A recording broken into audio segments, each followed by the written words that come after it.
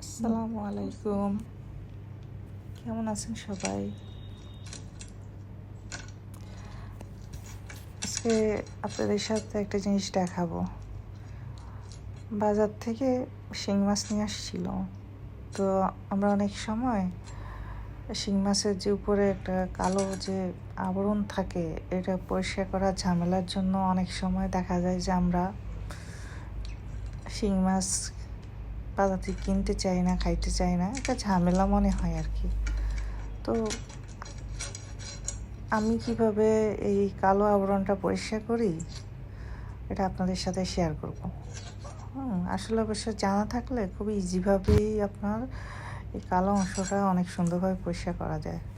আমার মাছগুলো প্রায় কাটা শেষ, এখন আমি এই দেখেন পরিষ্কার করতেছি।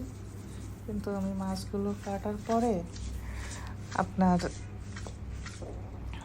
এর মধ্যে একটা কাজ করছি, আপনার আর লবণ আর লেবুর রস নিয়ে ভালো করে মাখিয়ে আপনার মাছগুলোকে আপনারা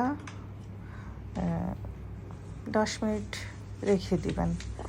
এরপরে যে আমার মতো দেখেন একটা এরকম একটা জালি নেবেন, এটা সবার বাসায় অবশ্য থাকে, এরকম একটা তারের জালি নিয়ে এইভাবে একটা একটা করে মাছ এইভাবে পরিষ্কার করে ফেলবেন। দেখুন কত ইজিভাবে, কত সুন্দরভাবে পরিষ্কার হয়ে যাচ্ছে, ঝামেলা ছাড়াই। কোনো প্রেশারও দেওয়া লাগতেছে না, আর কোনো জায়গাও নষ্ট হচ্ছে না,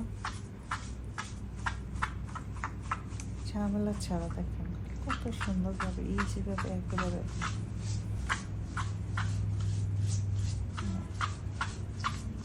সুন্দরভাবে পরিষ্কার হয়ে যাচ্ছে। দেখছেন আমার প্রায় সবগুলোই পরিষ্কার হয়ে গেছে, একটা বাকি আছে।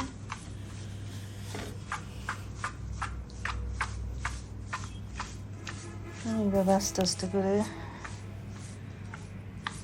বেশি প্রেশার দেওয়া লাগতেছে না।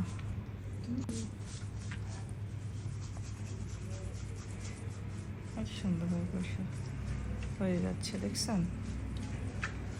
তো আপনারা বাসায় এইভাবে ট্রাই করবেন।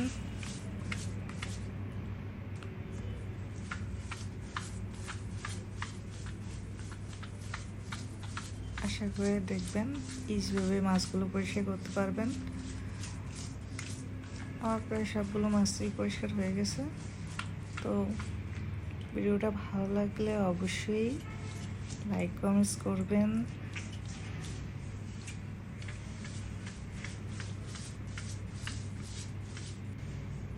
দেখছেন সবগুলো মাছ কত সুন্দর ধবধবে পরিষ্কার হয়ে গেছে। তো সবাই ভালো থাকবেন, সবাইকে ধন্যবাদ, আল্লাহ হাফেজ।